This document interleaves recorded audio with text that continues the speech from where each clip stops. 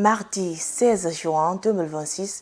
Mesdames et messieurs, bonsoir. Très ravi de vous retrouver au compte de cette édition d'information. Voici les titres du journal. De nouveau, pour améliorer le système d'évaluation en Guinée, c'est le ministre de l'Éducation nationale lui-même qui vient de faire l'annonce à l'occasion du coup d'envoi officiel des examens nationaux, assure dans cette édition la réaction croisée de candidats encadrant mais aussi syndicats de l'éducation. Longtemps resté incontournable dans la visibilité des artistes, la télévision a fait de la place au téléphone mobile et surtout à l'essor des réseaux sociaux qui s'avèrent être aujourd'hui plus qu'une opportunité pour ces créateurs de contenu. Cependant, une question taraude les esprits. Permet-il à ces acteurs de gagner leur vie? Élément de réponse à venir. Ça y est, vous connaissez une partie du menu. Les détails, c'est dans un court instant.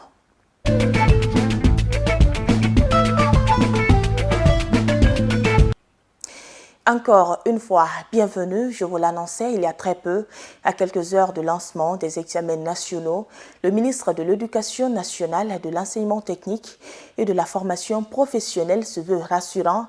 Invité sur le plateau de la télévision nationale, Alpha Bakar Barry a annoncé que les préparatifs étaient finalisés pour accueillir près de 600 000 candidats à travers le pays. Parmi les innovations, l'instauration d'une session de rattrapage destinée à certains candidats confrontés à des situations exceptionnelles, une mesure saluée par les acteurs du système éducatif qui appellent toutefois à un encadrement rigoureux de son application. Le point avec Issa Barry.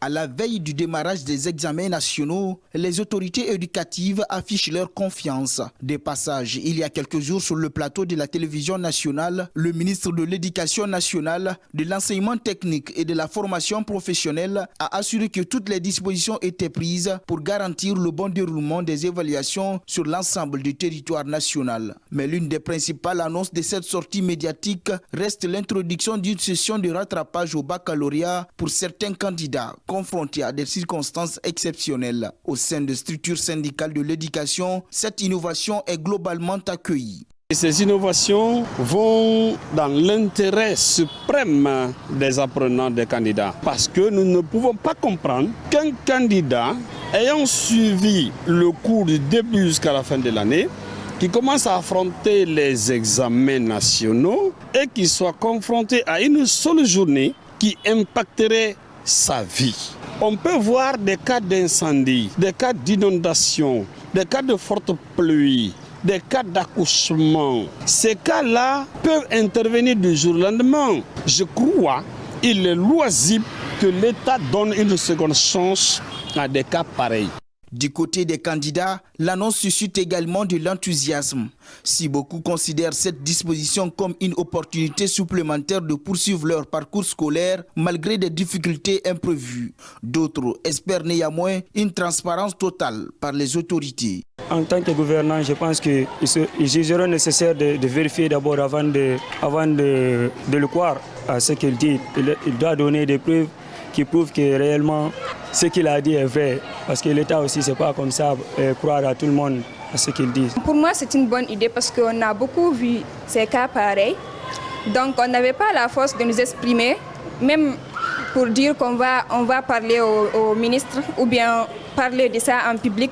Donc, pour moi, je suis vraiment reconnaissante envers le ministre quand même. C'est comme le cas de Safiatou Barry, l'incident qui s'est passé en 2022 qui a touché presque tous les Guinéens. C'est peut-être sur ce cas-là que le ministre a pris un exemple. Quand même, c'est une très bonne idée.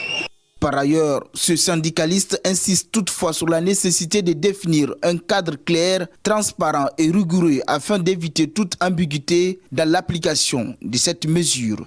Il faut également préciser que le département devait faire apporter des clarifications par rapport à qui doit bénéficier de cette chance, qui ne doit pas bénéficier. Donc nous demandons impérieusement à M. le ministre d'apporter des clarifications par rapport à cela.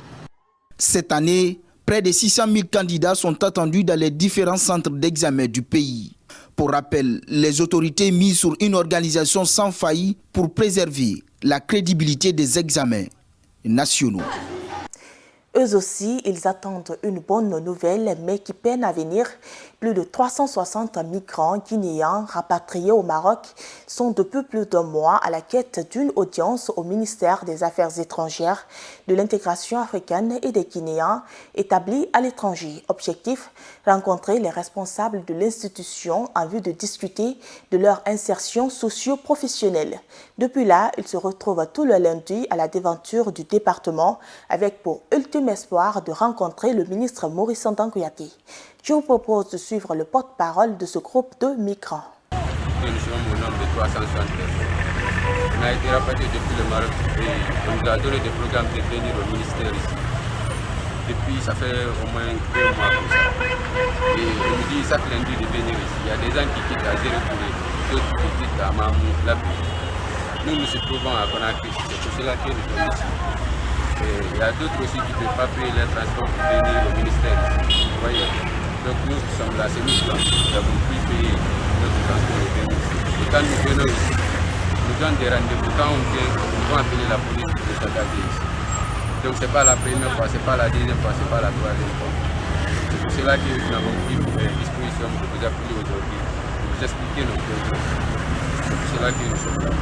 Donc nous sollicitons l'aide des ministres, l'aide des présidents et l'aide de tout le monde. Vous voyez, c'est là que nous sommes là. Il y a des amis qui leurs parents sont tués. J'étais élève et tout le monde ici a été élève. Si vous voyez qu'ils sont sortis ici, dans notre pays, c'est parce qu'on n'a pas vu quelque chose ici. Si on n'allait pas sortir, et aller chercher d'autres choses ailleurs. Vous voyez, donc nous sollicitons l'aide de tout le monde. Les innovations. L'actualité, c'est aussi la deuxième édition du modèle des Nations Unies en Guinée qui se précise. Ce lundi 15 juin, les organisateurs ont annoncé les couleurs lors d'une conférence de presse qui a réuni de nombreux jeunes désireux de participer à l'événement. À travers ces échanges, les initiateurs permettent à la jeunesse de bénéficier de formations et de saisir de nouvelles opportunités. Pour rehausser l'éclat de cette nouvelle édition, les organisateurs invitent les futurs participants à se tenir prêts.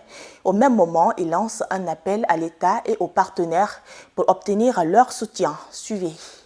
Les innovations pour le Guinée 2026, il faut noter d'abord que nous avons déjà fait l'assimilation de 2 commissions des Nations Unies. Il est à savoir que les Nations Unies ont 6 commissions et nous avons assimilé la commission économique et finances et la commission sociale, humanitaire et globale du droit international. Donc, pour les innovations, en plus d'avoir assimilé les 2 commissions, nous allons faire l'assimilation du Conseil de sécurité. L'année dernière, nous n'avons assimilé que l'Assemblée générale. Donc, cette année, nous avons déjà assimilé les 2 sous-commissions. Nous avons assimilé l'Assemblée générale qui était déjà dans le portefeuille de l'année passée. Mais au-delà, nous avons assimilé le Conseil de sécurité. Alors, il y a 2 procédures de recrutement. La première procédure, ça concerne beaucoup plus le présidium. Il faut d'abord chercher à savoir quelles sont les personnes qui vont tenir les arènes et pouvoir former les autres délégués. Et la deuxième procédure concerne les délégués eux-mêmes, les jeunes qui vont représenter les 193 États et discuter sur les thématiques qui vont venir. L'innovation qui s'invite cette année, nous allons inclure une question de paiement pour les participations afin que nous puissions éviter, si possible, beaucoup de lacunes en termes de finances et de gestion qui va venir. J'ai pris part à cette conférence de presse avec beaucoup d'enthousiasme. C'était avant ça ma prédécesseur qui était bien avec l'équipe du GUMIN, mais pour moi c'est aussi l'occasion de voir ce bureau très dynamique et aussi de rencontrer les jeunes qui m'avaient l'air impatients aussi de pouvoir participer à leur tour pour cette seconde édition. Donc voilà, j'ai participé avec beaucoup d'enthousiasme à cette. Autre chose, à présent, le 16 juin de chaque année, l'humanité célèbre la journée de l'enfant africain. En Guinée, cette célébration est une occasion de mener des actions concrètes pour la protection et le bien-être des plus jeunes à travers le pays. La rédaction de HTV a mis l'occasion à profit pour donner la parole à quelques adolescents à Conakry. Leur réaction dans cet élément de reportage signé Tchernos Manso. Garantir l'accès universel à l'eau, à l'assainissement et à l'hygiène pour chaque enfant en Afrique, c'est le thème retenu chaque année à l'échelle continentale à l'occasion de la célébration de la journée de l'enfant africain. Ces adolescents rencontrés tentent de comprendre le sens de cette journée. Cette journée représente beaucoup pour moi parce que c'est la journée des enfants, la journée de tout le monde.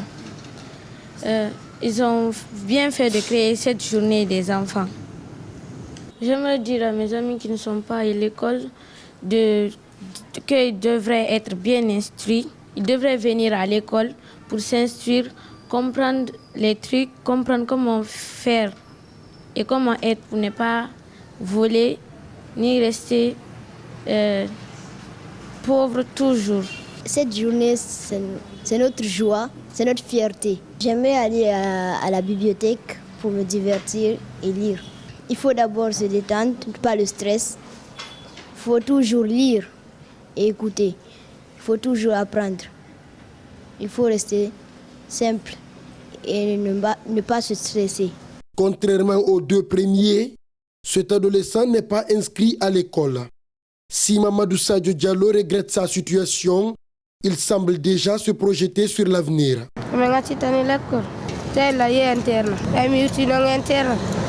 J'ai abandonné les études parce que j'étais parti à l'internat.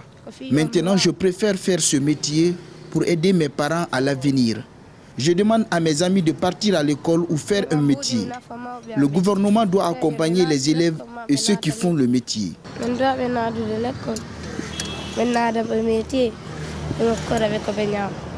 La journée de l'enfant africain rappelle aussi une exigence simple. L'avenir du continent se construit aussi dans la manière dont il protège, écoute et éduque ses enfants. Cet encadreur appelle parents et autorités à prendre soin des adolescents. C'est une journée qui est répandue pour tout le monde. Déjà, ce n'est pas seulement pour la Guinée. Ce qui concerne, c'est le monde entier. Donc, c'est quelque chose d'appréciable. Parce que si vous entendez l'avenir, c'est les enfants. Donc, on ne doit pas les laisser entre eux. On doit les approcher, les léguer des belles choses pour comment eux aussi, à l'avenir, ils puissent nous représenter. Donc, moi, j'invite tout le monde à faire amener les enfants vers l'éducation parce que c'est la meilleure des choses qu'on peut octroyer à les enfants. Instituée en 1991 par l'Organisation de l'Unité africaine, devenue Union africaine, cette journée rend hommage aux élèves de Soweto qui, le 16 juin 1976, manifestèrent contre les inégalités du système éducatif imposé par l'apartheid en Afrique du Sud. Culture dans ce journal et comme annoncé, pendant longtemps, la télévision était considérée comme le principal moyen d'accélérer à la notoriété, mais avec l'essor des réseaux sociaux, les codes ont évolué. Aujourd'hui, de nombreux jeunes artistes choisissent les plateformes numériques pour promouvoir leur œuvre, développer leur audience et parfois générer des revenus. À Conakry, certains misent désormais sur TikTok, Facebook, Instagram et YouTube pour faire connaître leur talent et espérer vivre de leur art. Découvrez plus dans cet élément de reportage de Mohamed Medish Kamara. Autrefois, la télévision était considérée comme le passage obligé pour se faire connaître du grand public. Mais avec l'essor des réseaux sociaux, les règles du jeu ont changé. Aujourd'hui, de nombreux jeunes artistes utilisent les plateformes numériques pour diffuser leurs œuvres, gagner en visibilité et pour certains, en tirer des revenus. Trouvé sous un hangar à Matam, ce jeune artiste fait partie de cette nouvelle génération qui mise sur le numérique pour faire décoller sa carrière. J'arrive à m'en sortir à travers de mon art, le fait que mon compte est monétisé, les freestyles que je fais, je poste ça sur mes différentes plateformes. Voilà. Avec la force de mes équipes, on commence à s'en sortir. Pour lui, la monétisation des contenus et l'engagement de sa communauté constituent désormais une source de revenus complémentaire qui lui permet de poursuivre sa passion. Un constat partagé par ce réalisateur de vidéos. Selon lui, l'avènement des réseaux sociaux a profondément transformé l'industrie musicale et les opportunités offertes aux artistes émergents. Il y a 20 ou 15 ans de cela, pour être célèbre déjà ou pour être un artiste confirmé, il fallait forcément passer à la télé. C'était obligé. De nos jours, avec l'évolution technologique, l'arrivée des réseaux sociaux, tout a complètement changé. Aujourd'hui, je pense que n'importe quel artiste, en tout cas qui a du talent, qui réussit à faire des contenus viraux, peut vraiment vivre de son art. Toutefois, il souligne que le succès ne dépend pas uniquement du talent. La maîtrise des outils numériques et l'accès aux mécanismes de monétisation restent des éléments déterminants. Il faut quand même monétiser la page, il faut être dans un pays admissible à la monétisation. Et même si ce n'est pas le cas, il y a des moyens de contourner cela et de faire monétiser ces œuvres. Si les réseaux sociaux ouvrent aujourd'hui de nouvelles perspectives aux artistes en herbe, la concurrence y est également plus forte. Pour se démarquer, la créativité, régularité et stratégie numérique sont devenues aussi importantes que le talent lui-même. Ainsi prend fin cette édition d'information réalisée par l'ensemble de la rédaction de HTV. Merci aux équipes en régie et à vous également pour votre fidélité. Je vous donne rendez-vous demain mercredi, Inch'Allah, à la même heure pour vous informer. Au revoir.